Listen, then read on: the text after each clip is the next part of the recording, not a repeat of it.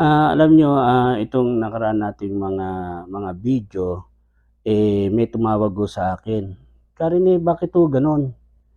Ah, Kinakabahan ho ako at natatakot ako habang pinapanood ko ang inyong video at,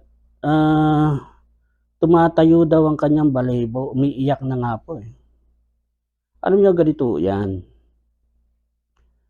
'pag kayo'y tinayuan ng balahibo, kinabahan, isa lang ang ibig sabihin niyan, merong bad spirit o negative sa paligid niyo na nararamdaman ho kung ano yung pinanonood niyo na may malakas na power o energy, na nabubulabog ngayon yung nasa paligid niyo kaya tumatayo ang balahibo niyo.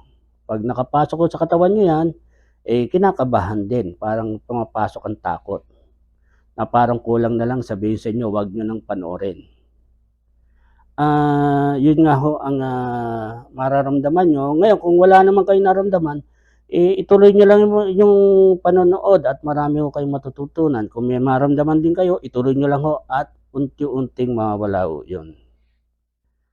Ngayon, may nagtatanong sa akin ngayon na, totoo ho bang may lihim na karunungan?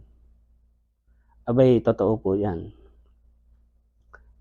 Yun nung sa mga Biblia nating nakalagay na sinasabi ng salita ng Diyos, nagbibigay ng pag-aaral, totoo rin po 'yan, kaso yun yung tinatawag na hayag na kaalaman.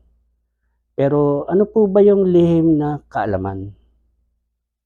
Kasi po yung lihim na kaalaman, dalawa din po 'yan. Lihim na kaalaman para sa puti, lihim na kaalaman para sa itim. Alam niyo sa mundong ibabaw, dalawa lang din pong puwersa ang naglalaban, itim po at ang puti. Maski ho sa lihim na kaalaman, gano'n din po 'yan. Lihim na kaalaman ng itim, lihim na kaalaman ng puti. Ngayon yung nasa Biblia at kung inyong pag-aaralan, kaya sabi ko nga sa inyo pag-aralan at, meron din po diyan na panlilinlang na hindi niyo alam na nalilinlang kayo. Kasi meron din ho akong ginamot na may edad na rin siya, pero siya paniniwala niya nasa katawan niya ang Panginoon. Hindi siya makakain hanggang sa nakakain na siya, nakapagsasalita na, ginala pa ako sa kanyang bakuran. Pero ang feel niya rin meron siyang gift at ang ginawa niya siya, nagbahay-bahay din at, dala niya ang mga salita ng Diyos na ang hawak niya ay Biblia. Ang tanong ho natin, bakit ang sinasabi niya siya ay may taglay din o kaya siya ay meron ding gift? Pero bandang huli sabi ko, delikado ang lagay mo kasi hindi mo alam na lumalantad ka na doon sa mga hindi mo nakikita o sabihin natin yung lihim na kaalaman. Sila ang bibira sa iyo. Ayan na, hanggang isang gabi tumatawag na sa akin, hindi ko rin ho nailigtas dahil ang tawag ko dun, naunahan na tayo at, yung paniniwala niya hindi ho siya sumunod sa atin. Kinabukasan ng umaga, malungkot man ang nangyari pero ganun nga ho at, sumakabilang buhay. Kasi meron ho talagang, dinesign para sa ganyan, may sugo na dinesign ang itaas para lumaban din sa gawa ng tao, yung lihim na karunungan. Lihim na karunungan ng tao, itim, itatapat din ho 'yan. Lihim na karunungan ng tao, puti. Ngayon yung puti ho sa akin, naniniwala akong puti ang nasa akin kasi ho, hindi ho ako nag-aral niyan. At biniyaya ng Panginoon na siya mismo ang nagtuturo sa akin kung paano ang gagawin. Ngayon, ang sabi nila sa'kin, "Karine, Ako napapanood ko po yung pong pinipilipit ang paa, yung pong pinapalo-palo yung katawan, ay hindi po ako gano'n. Ang sistema lang po ng aking panggagamot, sabihin na natin tumawag sa akin, yun ho habang, nakakausap ko, nakikita ko na kung ano yung sumasakit sa kanya, sa pasyente. Tumatawag pa lang ho sa'kin, nasasabi ko na kung ano na yung masakit sa katawan niya. Pero gano'n pa man din ho, umaani po din ng ano, ng minsan maganda, minsan hindi rin maganda. Kasi minsan meron akong sinabihan na, ito tumawag sa'kin mula sa Cagayan. "Ikaw kako, merong masakit sa'yo, masakit ang likod mo, dibdib mo, tiyan mo, balakang mo." Alam niyo imbes na magpagamot natakot.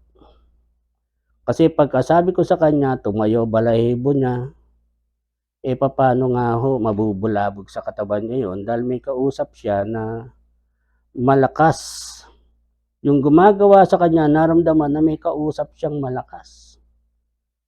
Imbes na magpagamot natakot. Hindi na po, sumisigaw pa sa'kin gano'n, hindi na po ako magpapagamot. Abay baliktad po, wala po akong magagawa nun, bigla siyang umatras.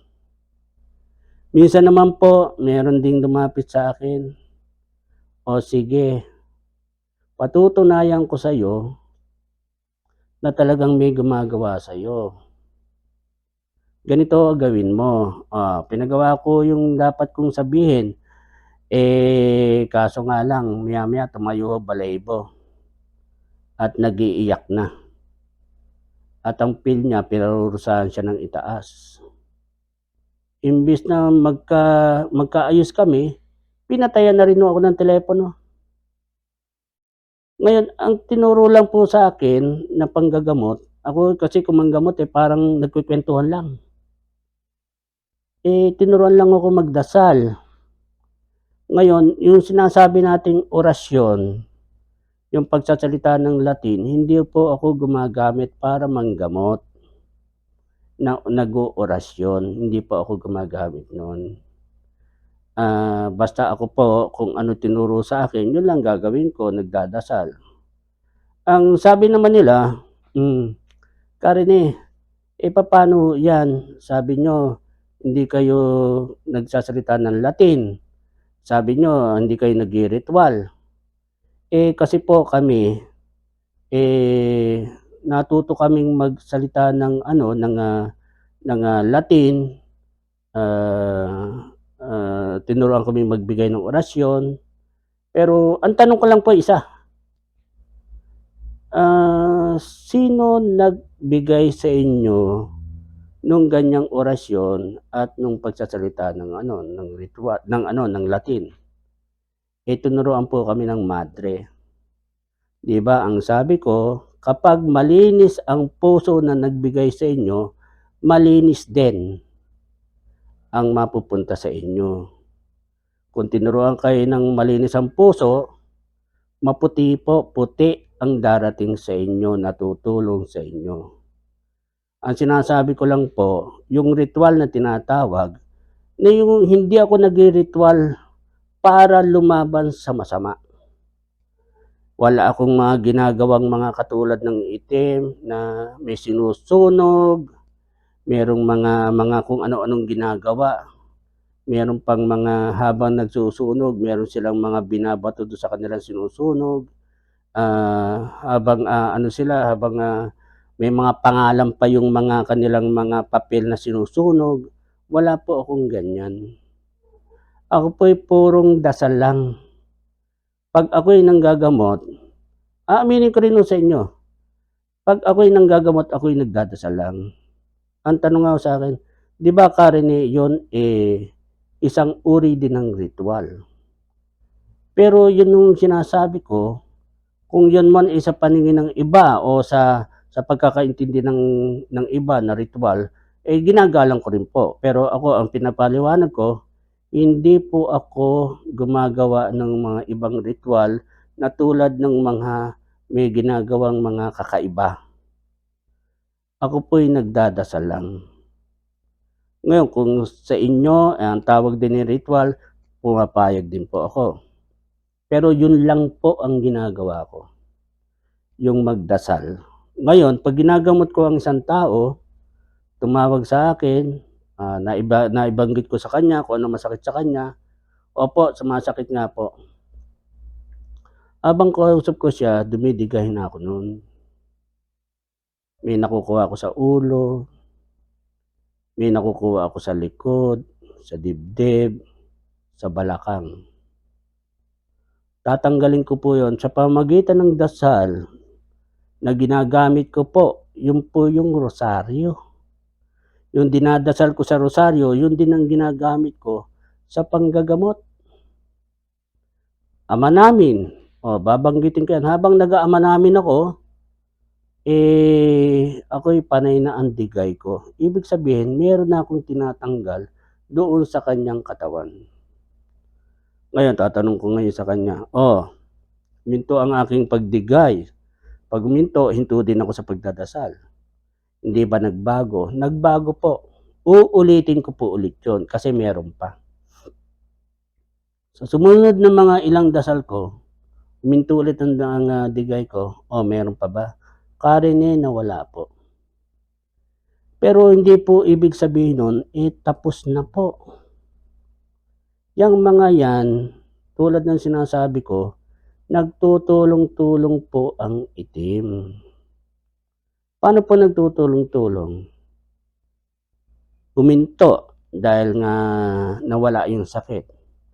Bumilang kayo ng mga ilang araw. Yung iba nga po, umaabot pa ng 1 taon. Nawala yung kanilang nararamdaman. Pagdating ng 1 taon, bumalik ulit. Karine, bakit bumalik ulit? Yan po nagpalakas. Yan po naghahanap ng tulong sa mas malakas na siyang pangtapat sa akin. Hindi po ganun kadaling tapusin, lalo na po kung malakas. Mabuti na po sana kung yung iba nakaramdam siya ng parusa ng itaas, umayaw na. Yung iba po talagang inuulit ko, madaling magpakasama kaysa magpakabuti. Hindi sila papayag na may makatalo sa kanila. At alam niyo po ba, meron po akong nakausap. Siya'y hindi naniniwala sa puti. Lahat daw ng power nanggagaling sa itim. Tao po itong nakausap ko. Siyempre, ayon po sa kanyang paniniwala, igagalang ko. Tulad ng sinabi sa inyo, bawal mag-isip ng masama. Hindi ako kikibo doon dahil yun ang kanyang paniniwala na lahat daw ng kapangyarihan sa itim nang gagaling, wala daw puti. Nakakalungkot naman po. Kasi sa totoo lang, kaya lumugar ako sa puti kasi sa masama't mabuti may tatalo sa iyong masama. Sa masama may tatalo sa iyong mabuti. Kung nasa mabuti ka, sino pa hong tatalo sa iyo? Kaso sa kaalaman ho ng karamihan na merong naniniwala sa ganitong sitwasyon, ang ano daw po, ang kapangyarihan nanggagaling lang po sa itim. Ngayon lang ho siguro may lumabas na tulad ng sinasabi ko sa inyo, ako'y tinuruan ng itaas, pinaliwanag ko sa inyo kung paano ako nagsimula. Ako po'y sinasabi kong ako'y galing sa puti. Hindi po ako nag-iisip ng masama sa kapwa. Kaya ko lang po ginawa 'to, dahil nga po sa maraming nagre-request sa akin bakit hindi ko pa i-ano sa YouTube na para maraming makaalam at maraming matuto sa mga likha ng espiritual. Number 1 lang ho talaga tanggalin niyo lang po ang takot niyo. Huwag kayong magagalit, huwag kayong mag-isip ng masama, at huwag kayong matatakot. Mahihirapan po ang may may lihim na karunungang itim para kayo, maperwisyo. Maaaring merong, nakapasok sa inyo pero hindi ho kayo gano'n kadali nilang kunin o pahirapan. At kung kayo naman ay nagdadasal, maniwala ho kayo sa akin, ibibigay sa inyo ang tamang tao na makakagamot sa inyo. Meron pa hong nagsabi sa akin, nakakalungkot, mag-asawa. Sabi ko dun sa babae, tumawag sa'kin yung babae, ang nararamdaman daw ng asawa niya sumasakit ang tiyan. Lumapit, ginamot ko. Aba, maya-maya po'y nawala ang sakit ng tiyan. Bumilang mga ilang araw, sabi ko bawal magalit. Nag-aaway po yung mag-asawa. Ngayon, sabi nitong babae, subukan nga natin na humingi ng payo kay Karen. Alam niyo, sabi sa akin, ayan ka na naman, Karen ka naman. Ano siya? Diyos ba siya? Na sinabi kong masakit yung ganito ko, natanggal niya. Ano siya? Sino ba siya? Diyos ba siya? Hindi po ako ang Diyos. Ginamit lang po ako ng Panginoon na makapanggamot sa mga taong nangangailangan. Ginamit lang po ako. Meron pong isang sinapian na nagagalit doon sa pasyente. Nagsasalita yung mismong pasyente na iba ang nandoon sa loob ng pasyente, sinapian nga po. Ang pinagagalitan po ay yung magulang. Bakit daw sila ay sumasamba sa tao? Ako po yun. Bakit daw ako ang sinasamba? Alam nyo, ako din sumasamba sa itaas. Hindi ho ako Diyos. Sumasamba din po ako sa taas. Nagdadasal din po ako. Humingi din ako ng tulong sa itaas. Ngayon, binigay ako sa ganitong sitwasyon. Nakapanggagamot ako. At naging mission ko. Alam nyo, nagpapasalamat din ako dahil napakahirap po sa lalo sa katulad ko. May pamilya po ako. Asawa, anak, apo. Talagang dadanasin namin kami yung gawan ng may mga lihim na karunungan na itim. Susugod po yan. Pero pinayagan ako ng pamilya ko na sige, para marami kang matulungan. Pero hindi rin ako papasok sa ganito kung hindi ho ako nagkaroon ng mensahe na lumabas ka. Binigyan kita ng misyon, lumabas ka. Alam nyo, nung una, nahihiya pa ho ako. Si Rene, nanggagamot. Hindi ako naniniwalang nanggagamot yan. Ayun ang problema. Pinagamot ko yung tatay niya. Tinanong ko kung naniniwala siya sa spiritual. Hindi ako naniniwala, 50-50. Tapos kayo pa manggagamot. Ngumiti lang at parang nantutuyapan na hindi po ako naniniwala. Paano ko ngayon magagamot yung tatay niya nagdideliryo? Gusto ko mang araw-arawin. Yung anak mismo walang tiwala sa akin. Yung tatay niya sumisigaw na. Meron siyang nakikitang nakasaklob na itim sa kanyang tabi at may kasamang malaking tao. Pagdating sa ospital, sumisigaw yung tatay niya. Nandito anya lahat ng kalabang ko. Hindi ko rin ho natulungan. Kasi nga ho, yung paniniwala. Kailangan magtiwala tayo sa taas. unang-una ho natin gawin, magtiwala ho tayo sa taas. Magdasal, magsimba, kasi talagang hindi na mawawala sa paligid natin yan. Hindi ho yan yung sinasabi nila na, "Karine, patayin mo na. Kasi gumagawa ako ng masama." Hindi po ako pumapatay. Nanggagamot lang po ako sa pamamagitan ng dasal. Hindi po yung dasal na tinuro ng mga LNK, yung lihim na karunungan. Wala po akong ganyan. Ako po'y nagdadasal kung ano yung binigay na dasal, yung Ama namin po. Habang ginagamot ko, yun po ang binabanggit ko. Ngayon, kung may nangyari po doon sa gumagawa sa kanya, hindi po ako ang nagpahirap diyan, itaas po. Pag namatay, hindi ho ako ang humatol diyan, itaas po ang humatol diyan. Gusto ko mang isipin na patayin yan, hindi ho mamamatay yan, itaas lang po ang maghahatol. Hindi po ako. Binibigyan po ng pagkakataon ng itaas yan para magbago. Kailangan nakakaano natin, meron akong ginamot, nawala.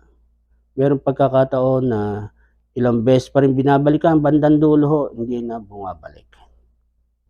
Kasi naramdaman nila na malakas yung kanilang nakalaban. Yung iba naman, natatawa nga ako, "Patayin nyo na, Karine. Patayin nyo na." Naku po, Diyos ko. Ako pa yung gagawing berdugo. Hindi po ako ang pumapatay. Inuulit ko, hindi po ako ang pumapatay.